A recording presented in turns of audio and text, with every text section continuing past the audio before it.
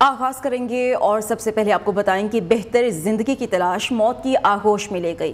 یونان کشتی حادثے میں کتنے پاکستانی جاں بحق ہوئے، مصدقہ اطلاعات سامنے نہ آ سکیں۔ ترجمان دفتر خارجہ نے کہا ہے جاں بحق افراد کی شناخت کا عمل ڈی این اے کے ذریعے کیا جا رہا ہے۔ حادثے میں 12 پاکستانی زندہ بچے ہیں۔ پاکستانی سفارت خانہ اپنے شہریوں کی مدد کر رہا ہے۔ یونان میں پاکستانی سفارت خانے کے مطابق زندہ بچ جانے والے 12 پاکستانیوں سے ملاقات کی گئی ہے۔ لاپتہ افراد کی تلاش کے لیے ڈی این اے رپورٹ اور لاپتہ افراد کا شناختی کارڈ یا پاسپورٹ رابطہ نمبر ای میل دیا جائے۔ یونان میں تارکین وطن کی کشتی کو 2 روز پہلے حادثہ پیش آیا۔ ڈوبنے والے 78 افراد کی لاشیں نکالی گئی ہیں اور 500 سے زائد تاحال لاپتہ ہے۔ حادثے کا شکار کشتی میں 750 کے قریب تارکین وطن سوار تھے۔ تعلق پاکستان، افغانستان، شام اور مصر سے بتایا جا رہا ہے۔ ابھی تک یہ مصدقہ اطلاعات سامنے نہیں آ سکی کہ یونان کشتی حادثے میں کتنے پاکستانی جاں بحق ہوئے ہیں، جبکہ ترجمان دفتر خارجہ نے کہا ہے کہ جاں بحق افراد کی شناخت کا عمل ڈی این اے کے ذریعے کیا جا رہا ہے اور حادثے میں 12 پاکستانی زندہ بچے ہیں۔ پاکستانی سفارت خانہ اپنے شہریوں کی مدد کر رہا ہے۔ یونان میں پاکستانی سفارت خانے کے مطابق زندہ بچ جانے والے 12 پاکستانیوں سے ملاقات کی گئی ہے۔ لاپتہ افراد کی تلاش کے لیے ڈی این اے رپورٹ، لاپتہ افراد کا شناختی کارڈ یا پاسپورٹ اور رابطہ نمبر ای میل بھی دیا جا سکتا ہے۔ یونان کے سمندر میں حادثے کا شکار بدقسمت کشتی میں 310 پاکستانی سوار تھے۔ عینی شاہدین کا یہ دعویٰ ہے۔ بتایا جا رہا ہے کہ صرف 12 لوگوں کی جان بچائی جا سکی ہے، دیگر کی تلاش جاری ہے۔ آزاد کشمیر سب سے زیادہ متاثر ہوا ہے۔ کھوئی رٹا کی نواحی گاؤں منڈلی کے 28 نوجوان سمندر کی بے رحم موجوں کی نظر ہو گئے۔ لقمہ اجل بننے والوں میں وزیر آباد کے 3 نوجوان بھی شامل ہیں۔ اہل خانہ غم سے نڈھال ہے۔ علی حسنین، شہریار علی زیب کی لاشوں کی واپسی کے لیے حکومتی امداد کے منتظر ہے۔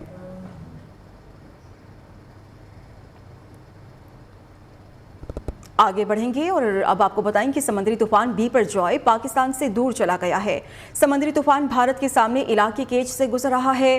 طوفان گزشتہ 6 گھنٹے میں مزید شمال مشرق کی جانب بڑھتا ہوا دکھائی دے رہا ہے اور بیپر جوائے بدین کے مشرق سے 170 کلومیٹر، ٹھٹھا کے مشرق سے 265 کلومیٹر، کیٹی بندر سے 300 کلومیٹر دور ہو چکا ہے۔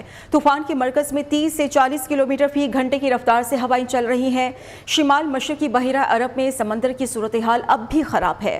8 سے 10 فٹ تک لہریں بلند ہو رہی ہیں۔ طوفان آج رات مزید کمزور ہو کر ڈپریشن میں تبدیل ہو جائے گا۔ بدین، ٹھٹھا، سجاول میں بارشیں کا سلسلہ بھی جاری ہے۔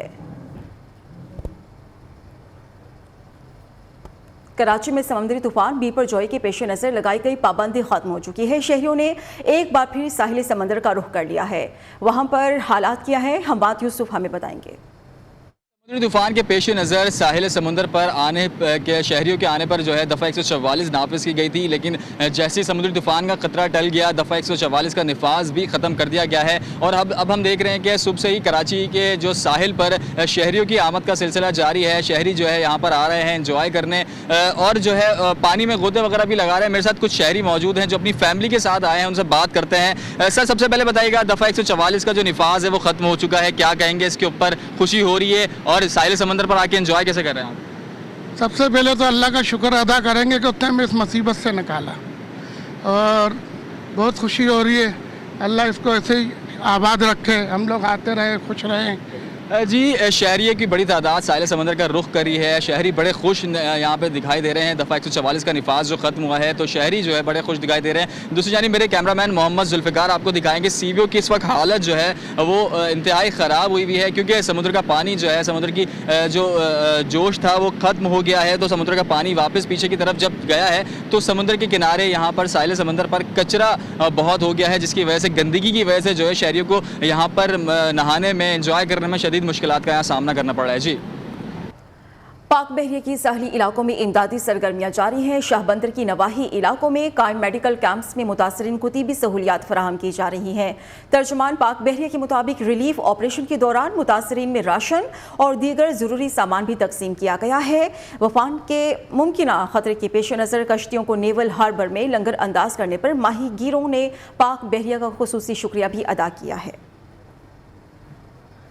پاک بحریہ کی ساحلی علاقوں میں امدادی سرگرمیاں جاری ہیں اور شاہ بندر کے نواحی علاقوں میں قائم میڈیکل کیمپس میں متاثرین کو طبی سہولیات فراہم کی جا رہی ہیں، جبکہ ترجمان پاک بحریہ کے مطابق ریلیف آپریشن کے دوران متاثرین میں راشن اور دیگر ضروری سامان بھی تقسیم کیا گیا ہے۔ طوفان کے ممکنہ خطرے کے پیش نظر کشتیوں کو نیول ہاربر میں لنگر انداز کرنے پر مقامی ماہی گیروں نے پاک بحریہ کا خصوصی شکریہ ادا کیا ہے۔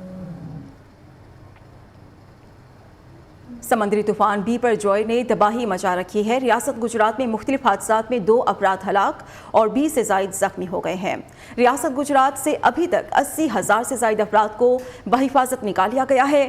ریاست گجرات سے ٹکرانے کے بعد طوفان نے راجستھان کی طرف رخ کیا ہے۔ ریاست میں ریڈ الرٹ جاری کر دیا گیا ہے۔ تیز ہواؤں اور موسلادھار بارشوں سے گھروں کی چھتیں اڑ گئیں، سینکڑوں درخت بھی اکھڑ گئے ہیں۔ 4,500 پول گرنے سے سینکڑوں دیہات بجلی سے محروم ہو گئے، سڑکوں بھی کو نقصان پہنچا ہے۔ 100 کے قریب ٹرینز 18 جون تک منسوخ رہیں گی۔ ریاست راجستھان میں ریڈ الرٹ جاری کر دیا گیا ہے۔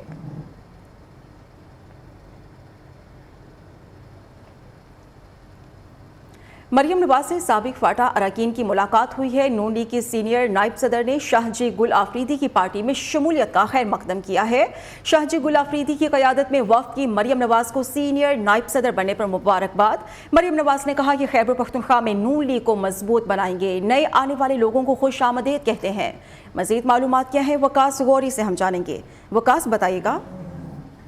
جی بالکل، مریم نواز جو ہیں وہ پاکستان مسلم لیگ نون کی چیف آرگنائزر ایک مرتبہ پھر ضلع مقابلہ منتخب ہوئی ہیں، جس کے بعد انہیں مبارکبادیں دینے کا سلسلہ بھی جاری ہے۔ سابق رکن قومی اسمبلی شاہ جی گل آفریدی، سابق سینیٹر تاج آفریدی، سابق MP نے بھی مریم نواز سے ملاقات کی ہے اور انہیں مبارکباد بھی پیش کی ہے، جس پر مریم نواز نے ان کا شکریہ بھی ادا کیا۔ جی شکریہ آپ کا وقاص۔ الیکشن کمیشن کو دھمکیاں دینے کا کیس ہے۔ فواد چودھری پر 24 جون کو پرد جرم عائد کی جائے گی۔ اسلام آباد کی سیشن عدالت نے مقدمے کی نقول فواد چودھری کو فراہم کر دی ہے۔ عدالت نے آئندہ سماعت پر فواد چودھری کو حاضری یقینی بنانے کا حکم بھی جاری کر دیا ہے۔ یہ کیس ہے الیکشن کمیشن کو دھمکیاں دینے کا، اور اس کیس میں فواد چودھری پر 24 جون کو پرد جرم عائد ہونے جا رہی ہے۔ اسلام آباد کی سیشن عدالت نے مقدمے کی نقول فواد چودھری کو فراہم کر دی ہے اور عدالت کی طرف سے آئندہ سماعت پر فواد چودھری کو حاضری یقینی بنانے کے احکامات بھی جاری کر دیے گئے ہیں۔ اور الیکشن کمیشن کو دھمکیاں دینے کے کیس میں فواد چودھری پر 24 جون کو پرد جرم عائد ہونے جا رہی ہے۔ اسلام آباد کی سیشن عدالت نے مقدمے کی نقول فواد چودھری کو فراہم کر دی ہے۔ پنجاب اسمبلی میں بھرتیوں میں بدعنوانی کا معاملہ ہے۔ چودھری پرویز الہی کی درخواست ضمانت پر سماعت 19 جون تک ملتوی کر دی گئی ہے۔ سرزنش ہونے پر پروسیکیوشن نے مقدمے کا ریکارڈ جمع کرا دیا ہے۔ گزشتہ روز ریکارڈ پیش نہ کرنے پر سینئر جج اینٹی کرپشن خالد محمود بھٹی نے برہمی کا اظہار کیا تھا۔ پنجاب اسمبلیوں میں بھرتیوں میں بدعنوانی کے معاملے میں چودھری پرویز الہی کی درخواست ضمانت پر سماعت کو 19 جون تک ملتوی کر دیا ہے اور سرزنش ہونے پر پروسیکیوشن نے مقدمے کا ریکارڈ بھی جمع کرا دیا ہے۔ گزشتہ روز ریکارڈ پیش نہ کرنے پر سینئر جج اینٹی کرپشن خالد محمود بھٹی نے برہمی کا اظہار کیا تھا۔